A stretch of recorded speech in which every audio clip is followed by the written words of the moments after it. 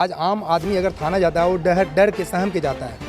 आम लोगों को ही डर लगता है, आम लोग क्रिमिनल्स नहीं डरते। क्रिमिनल तो ऐसे टांग पे टांग बैठा करके एकदम बैठता है, आराम से बात करता है, लगता है कि वो थाना उसी का है।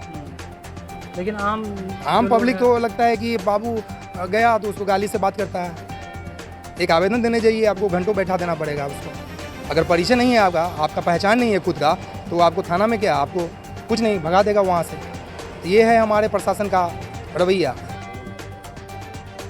जब भी समाज में किसी भी तरह का कानूनी उल्लंघन होता है या किसी भी तरह का अपराध होता है तो पीड़ित लोग सबसे पहले अपने थानाध्यक्ष को सूचित करते हैं और थानाध्यक्ष का यह कर्तव्य बनता है कि समाज में लॉ एंड ऑर्डर बनी रहे।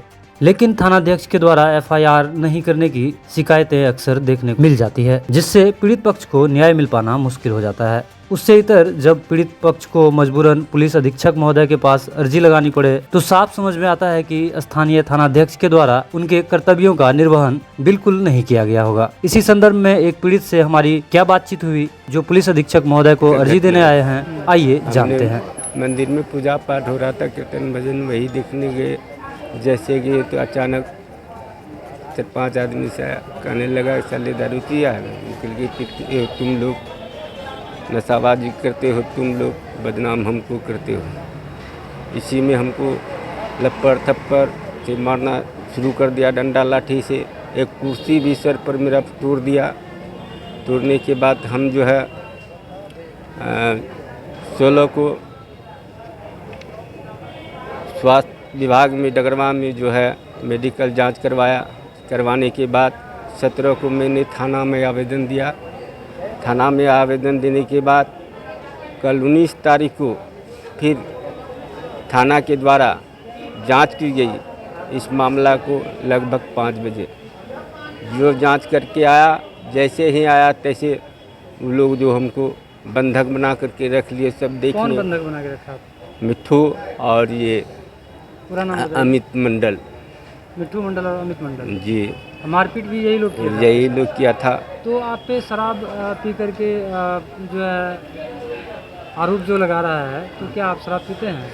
नहीं सर, आप शराब नहीं पीते हैं, क्यों आरोप लगा रहा था आपको? ऐसे मारपीट करने का बहाना, जैसे कैसे इसको प्रहार करें, कोई कैसे मूल क्या। वजह होगा ना, मारपीट क्यों किया आपके साथ, कोई वजह है? हाँ? क्यों मारपीट किया आपके? यही कह करके दारू पीते हो तो हम कहे कि तुम पीते, तुम्हारा बाप पीता नहीं है क्या। हाँ। हाँ, इसी में हमको प्रहार किया। अरे फिर थाना गए तो फिर क्या हुआ थाना में? थाना गए तो आवेदन दिए। आवेदन देने के बाद कल 19 तारीख को इस मामला का जांच हुआ। जांच होने के बाद थाना चले आए अपना वापस, फिर अपना डगरवा थाना। उसके बाद जो है फिर हमरे ऊपर प्रहार कर दिया। आप थाना गए तो फिर आपके प्रशासन न, जैसे प्रशासन यहाँ से भागा न सर, जांच करके गई टीम, तो फिर आपके साथ मारपीट जी, हो गई।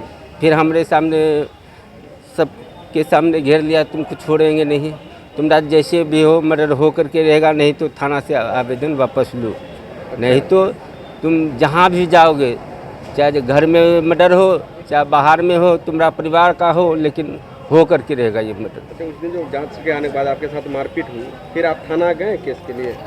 हम फोन किए सर, मेरे साथ फिर घटना, आप जैसे निकले हमारे साथ फिर घटना कर रहा सर, आइए। नहीं, ये भी धमकी दिया कि मर्डर कर देंगे, ये कर देंगे, अब आइए सर। तो बोला कि तुम्हारे साथ कोई मर्डर नहीं करेगा, कुछ नहीं करेगा। हम कहें कि अगला को आगाह कर दीजिए सर, कम से कम कह दीजिए, जो कि शांति बनाए रखेगा।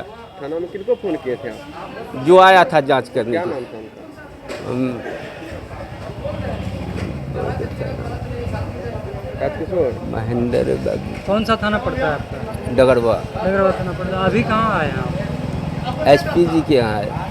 तो थाना अध्यक्ष आपका नहीं सुन रहे हैं क्या? नहीं सुनते हैं, सुना तो कल जांच में भेजा। जांच में भेजने के दौरान जब जांच करके आए तो फिर हमरे ऊपर प्रहार कर दिया। फिर प्रहार कर दिया। तब हम दर्ज फोन हुआ? मारपीट का जो केस दर्ज करने के थाना में दर्ज हुआ केस? केस हम तो किए, अब तक एफआईआर दर्ज नहीं लिया है सर। आज कहाँ आए हैं आप? अभी तो थाना में एसपी साहब के यहाँ एसपी साहब से मिले? नहीं मिले हैं, 2 बजे मिले हैं। 2 बजे मिले। जी उन्हीं से मिलने आए हैं कि कहने के लिए कि वहाँ पे केस नहीं लिया आपका? जी। क्या लगता है दरोगा जी का क्या कान केस लेता है? मिलल जुलल पैसे पूंजीपति वाले हैं वो लोग सर, उससे मिलल जुलल हमको लगता है। तो मिलल जुलल रहेगा तो गरीब लोग का नहीं सुनेगा। अब कुछ नहीं सुनेगा। FIR हम पर काना कटने क्या करवाएगा। अगर दरोगा को रखा गया है, बड़ा बाबू को रखा गया है कि शांति व्यवस्था बना के रखने, किसी के साथ में मर्डर हो जाएगा तो FIR भी नहीं ले रहे हैं आपका? FIR कहाँ कर रहा है? FIR नहीं कर रहे हैं। अब तक FIR तो लॉन्च नहीं किया है, इसलिए हम आगाह करने के लिए SP साहब के कार्यालय में आप गए अंदर? गए, बोला कि अभी SP साहब 2 बजे के बाद आएंगे जुम्मा पढ़ने के, तब आवेदन दिए। उसके बाद आप यहाँ जी होते हैं। ठीक है, क्या नाम हुआ आपका? गिरधारी महलदार, घर, महथो, थाना डगरवा।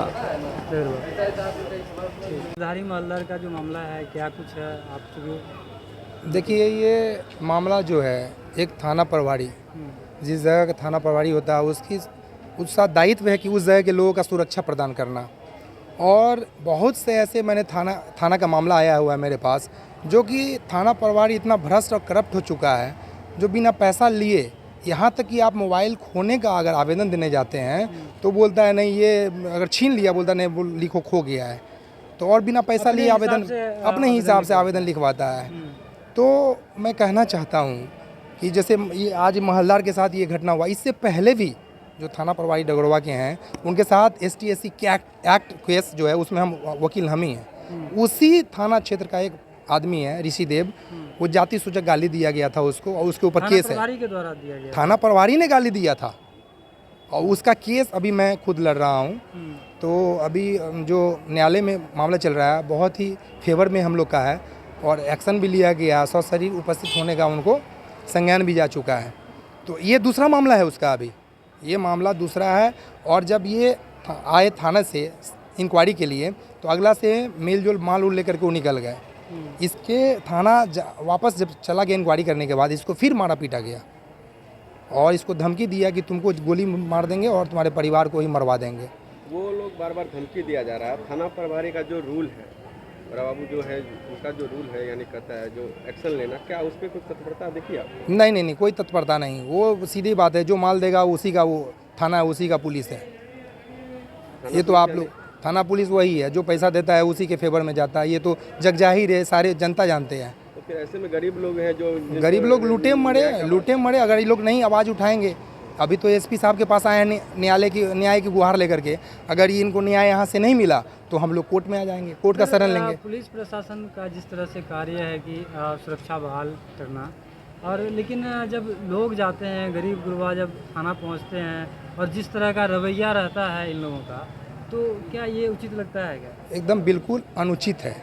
अब मैं तो कहता हूँ कि हर थाने में ऐसा होना चाहिए व्यवस्था कि आम पब्लिक जाए तो उसको डर नहीं लगे। आज आम आदमी अगर थाना जाता है वो डर के सहम के जाता है। आम लोगों को ही डर लगता है, आम लोग क्रिमिनल्स नहीं डरते हैं। क्रिमिनल तो ऐसे टांग पे टांग बैठा करके एकदम बैठता है, आराम से बात करता है, लगता है कि वो थाना उसी का है। लेकिन आम पब्लिक तो लगता है कि बाबू गया तो उसको गाली से बात करता है। एक आवेदन देने जाइए, आपको घंटों बैठा देना पड़ेगा उसको। अगर परिचय नहीं है आपका पहचान नहीं है खुद का, तो आपको थाना में क्या, आपको कुछ नहीं, भगा देगा वहाँ से। तो ये है हमारे प्रशासन का रवैया। तो मैं गुहार करता हूँ यहाँ के जिला प्रशासन से, SP साहब से और जनता जनार्दन से भी कि आप लोग जागरूक होइए, और ख़ास करके DM साहब से मैं रिक्वेस्ट करता हूँ कि अपने प्रशासनिक डिपार्टमेंट को सुधार लाएं और ऐसे थाना प्रभारी पे सख्त से सख्त कार्रवाई की जाए, ताकि एक सामाजिक माहौल बना रहे, समाज में प्रशासनिक व्यवस्था बना रहे।